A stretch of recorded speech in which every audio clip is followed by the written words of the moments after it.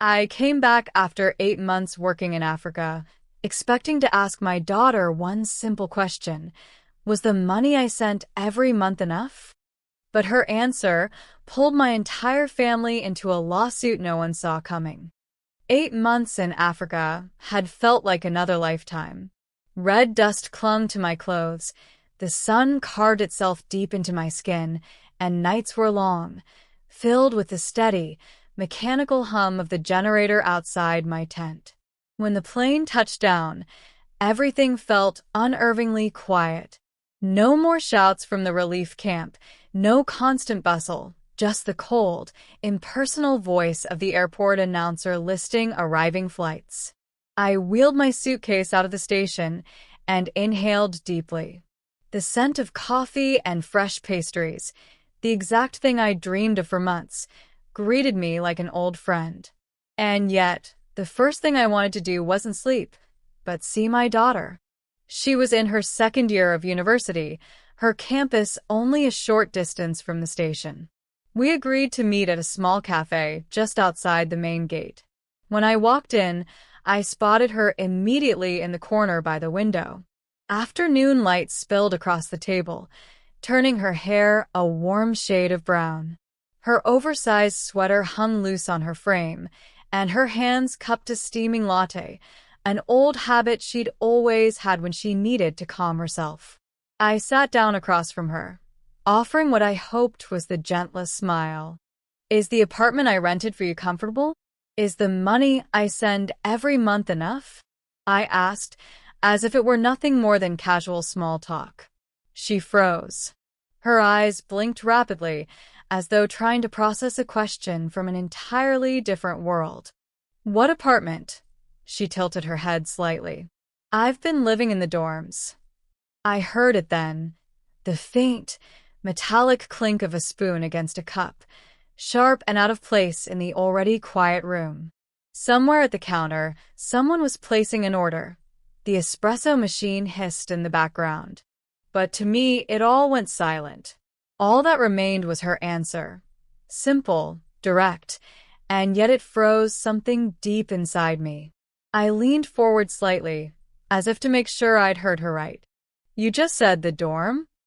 My voice was low, but each word seemed to fall onto the table with weight. She didn't avoid my eyes, but she didn't hold them either. She simply nodded, slowly. "Since you left, Aunt Melissa said, the money you send is to hold a place for an apartment near campus. But it's not the right time to move my stuff yet, so I'm staying in the dorm for now, so it's less trouble." Immediately, I pictured Melissa, her polite smile, her eyes always hiding something, telling my daughter in that steady, confident voice, "It's just temporary. When your mom's back, everything will be fine." Temporary for 8 months. I asked, keeping my tone as neutral as I could. "Hold a place for 8 months? Not a few weeks." She gave a small shrug, as if trying to downplay it. She said the apartment's really nice, but it needed a few repairs. I didn't want to be a bother. And I've gotten used to the dorm. Those 2 words, gotten used to, slammed into my head like a metal door closing. Used to a place I knew for certain was cramped, suffocating. I could picture it, a room half the size of my kitchen, paint peeling on the walls, laundry hanging thick in front of the only window. The smell of instant noodles mixing with dampness from the corner, the sound of slippers shuffling and doors banging all through the night. "How many people do you live with?" I asked. 3. "They're busy with school and work too. Everyone works 2 shifts. Some nights I come back late and the room's completely dark. They're already asleep. We don't really talk much." I glanced at her hands, the same hands that were once soft, now thin, nails clipped short, skin dry and rough. I knew that look, the hands of someone juggling study and labor, the tiny cracks at the fingertips that only come from washing dishes in cold water with harsh detergent. "How many hours a day do you work?" I asked quietly. "If my class schedule's light, 2 shifts. If it's heavy, just 1. but there's never much left over. I sat there, silent. My mind jumped back to all those times I'd stood at the ATM overseas, counting the money before hitting send to Melissa. 10 times. 10 payments. Enough to rent a bright, quiet apartment with a desk, with a window that caught the morning light. 10 times I'd told myself, at least she'll have a safe place to study. And now she was sitting in front of me, describing a life crammed into a dorm room like it was nothing unusual. I bit my lip, swallowing the question my heart was screaming. Where's that money? I sat there, listening to the faint clink of someone stirring their coffee at the next table, and suddenly my mind pulled me back years ago, like an old film flickering to life. Melissa, my cousin, wasn't always someone I doubted. On the contrary, there was a time when she was the only person in the family who made me feel I wasn't completely alone. As a child, I was quiet, the kind of kid who became an easy target whenever my parents lost their patience. If I spilled water, forgot to fold laundry, or took too long to answer a question, my father's voice would thunder through the room. And more often than not, Melissa would appear from somewhere, stepping between me and that storm. "Stop, she's just a kid," she'd say, glancing at me quickly as if to signal. "Go, I'll handle this." She was only a few years older than me, but I remember the feeling, the first time someone had ever stood up for me. Then life moved on. I grew up, left home, got married, and lost it all just as quickly. The marriage ended sooner than I expected, leaving me with a little girl not yet 3. I took any work I could, sometimes 2 jobs at once, but there were still days when I thought I might collapse. And again Melissa appeared. "Bring her over. I'll watch her," she said, like it was the most natural thing in the world. For 3 months straight, every morning I dropped my daughter off and rushed to work. In the afternoons, I'd come back to find her smiling, clutching a second-hand doll Melissa said she'd found at the market. Those memories, small as they were, carved something deep into me. Melissa was someone I could trust. So when the overseas assignment came, I didn't hesitate. I knew my daughter was starting a new academic year, and I wanted her to have a quiet, safe place near campus. I also knew handling rental contracts and paperwork would overwhelm her. So I called Melissa. "Help me rent an apartment for her. I'll send you the money every month. Just make sure she has a decent place to live." She laughed over the phone, her voice steady. "You save lives, I'll save your kid." That day, I trusted her completely. Trusted her so much I never made a backup plan. Trusted her so much I couldn't imagine that one day, that very trust would become the knife in my back. My family never really knew how to speak kindly to one another, especially not to me. From as far back as I can remember, I carried an invisible label, the one who sacrifices but is useless. My parents never said it outright in front of outsiders, but at family dinners, between the clinking of chopsticks and half-hearted small talk, they would drop lines like, "She's always working herself to the bone for others, but never really achieving anything."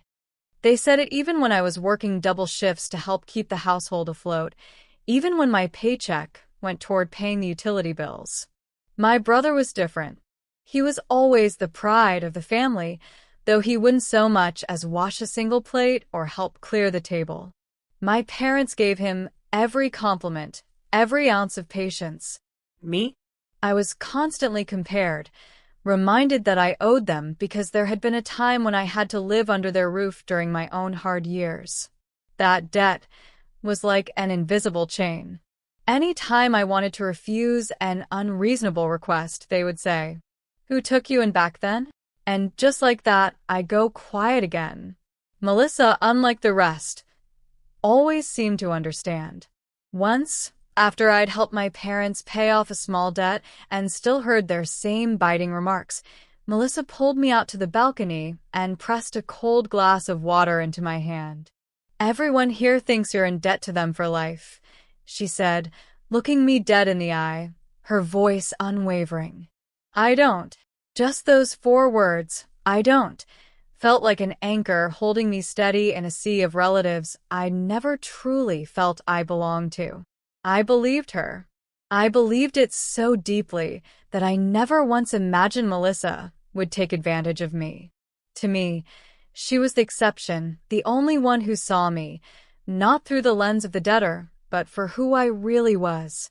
And maybe that very trust was what put me in the most vulnerable place of all. That evening, back in my temporary rental, I called Melissa. Her voice was as sweet as ever, but when I asked, "Could you send me the rental contract for the apartment along with the payment receipts? My daughter says she's never lived there, and I need a check." She replied lightly, I'll look for it tomorrow. I'm busy right now." The way she said tomorrow didn't sound like a promise. It felt like a thin curtain, hiding something I hadn't yet uncovered. The next day, no message came. I texted again. This time, she said, "The printer's broken. I'll send it the day after." That was when I knew, if I waited, I'd never see anything. I opened my laptop and began digging through old emails. Over 8 months away, I'd saved every receipt and confirmation, just in case I ever needed to prove something to the organization. Buried among hundreds of messages, I found an attachment, a rental contract Melissa had sent me right after I transferred the first month's payment. I opened it. My eyes landed on the first line, tenant's name, Melissa Carter. Not my daughter. Not me. Date signed, 9 months ago, just days after I'd set foot in Africa. But what froze me wasn't the name. It was the address. Not the quiet neighborhood near campus like I'd instructed. Not the safe, convenient place for a student.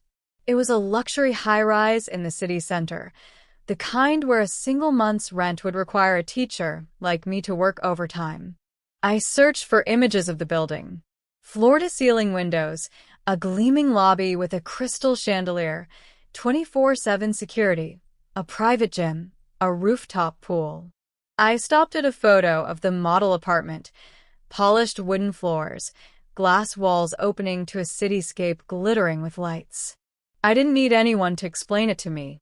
My heart had already whispered the answer long before I saw the picture. She had used my daughter's rent money to live there herself.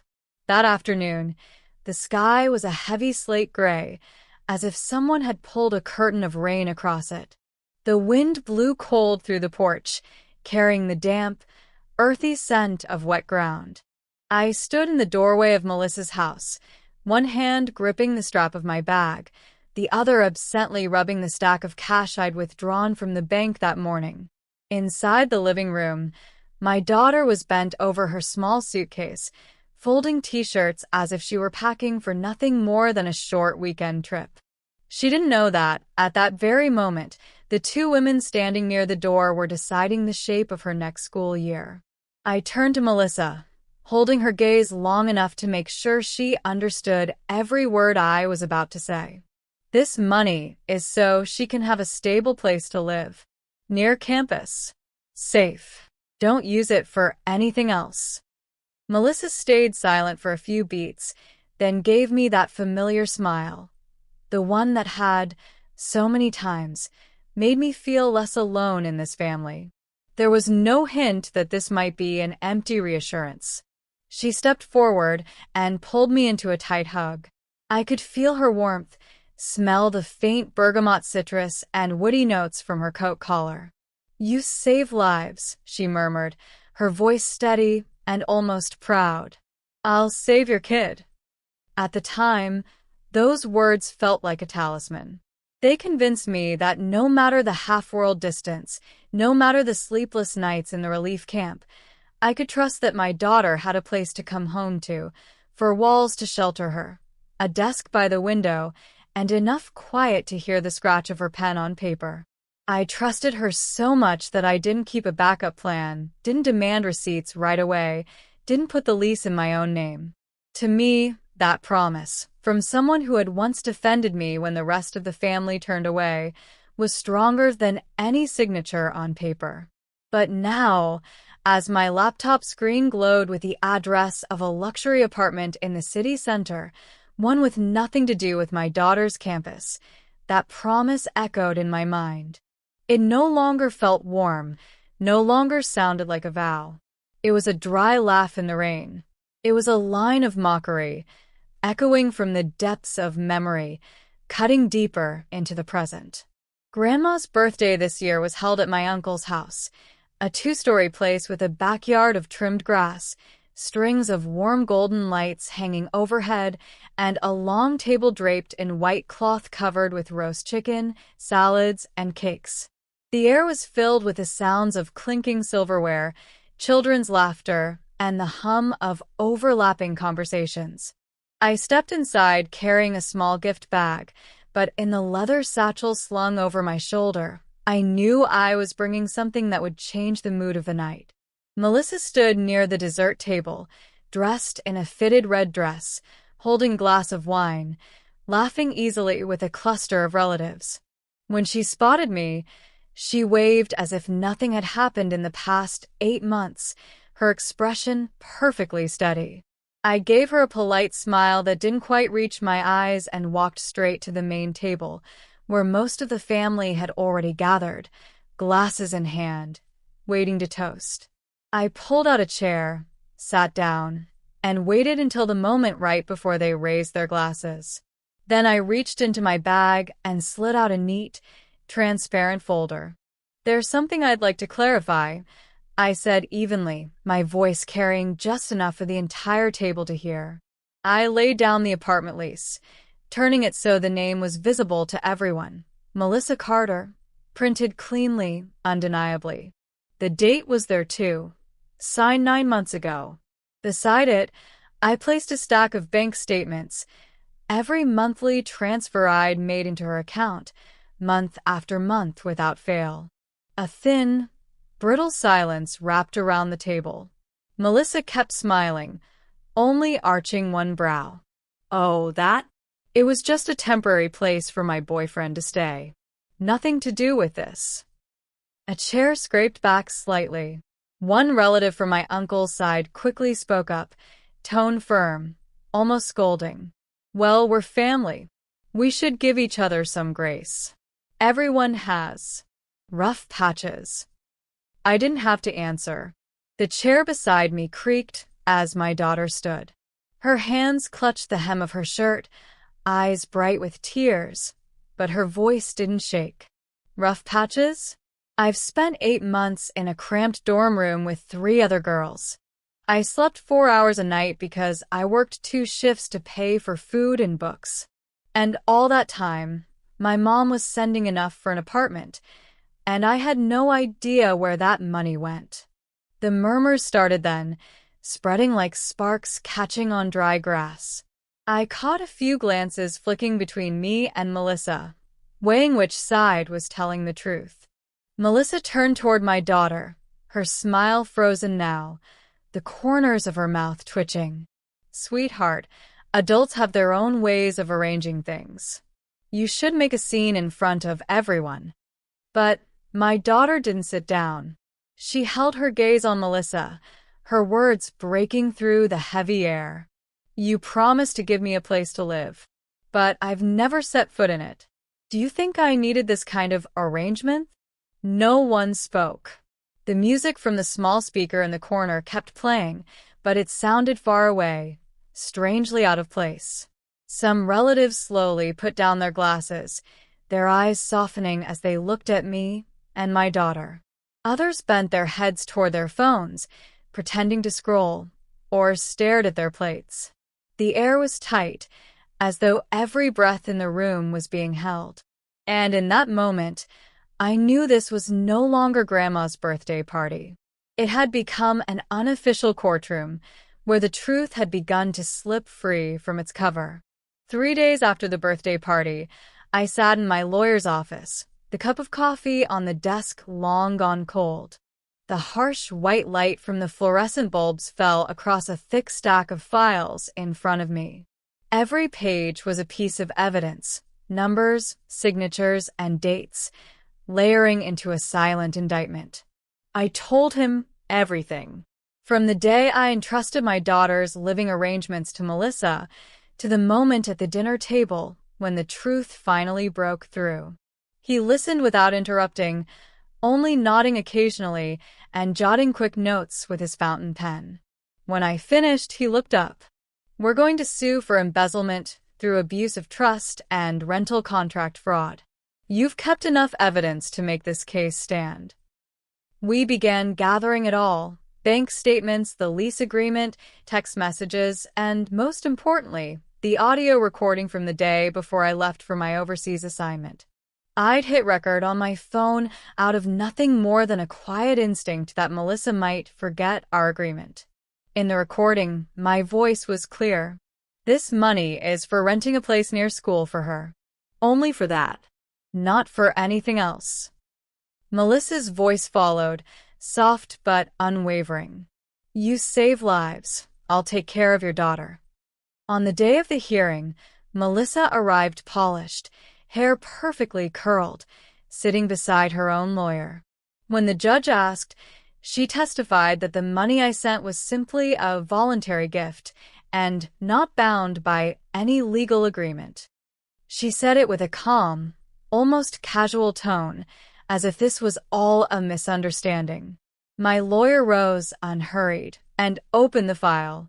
He projected each printed text message onto the large courtroom screen, Melissa confirming she would handle the apartment for the girl and move her in as soon as it's ready.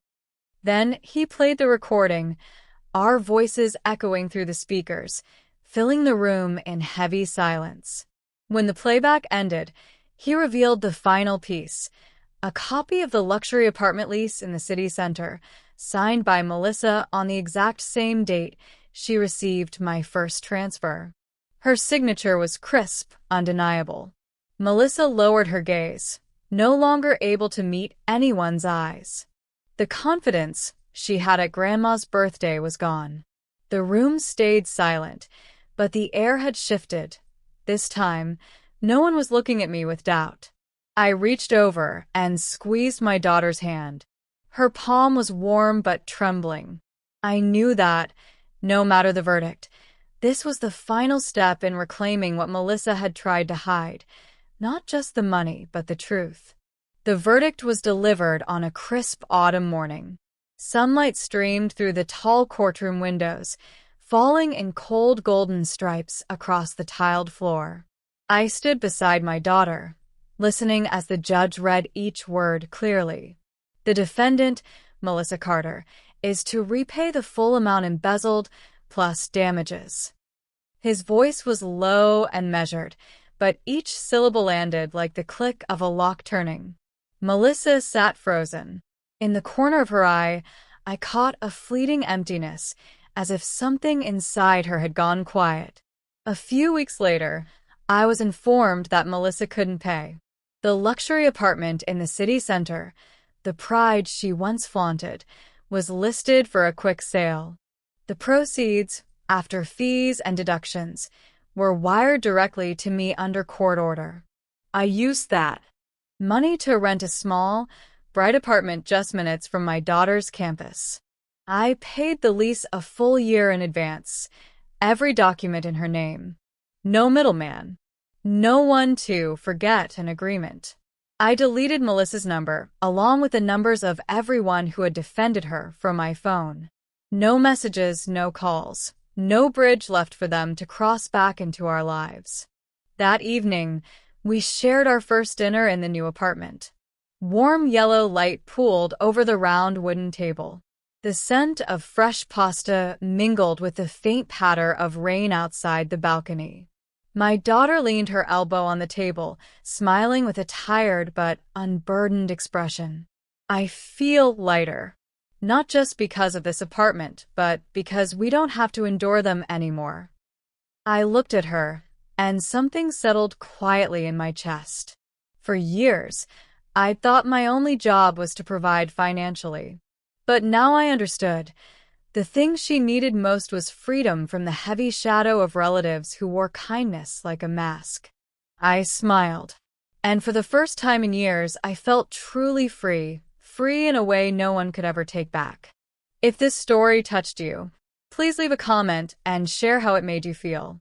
Your like and subscription will be the motivation for me to keep telling real, heartfelt stories like this one. Every time you interact, you help the story reach more people, people who might also be searching for the courage to say enough and step out of the shadows.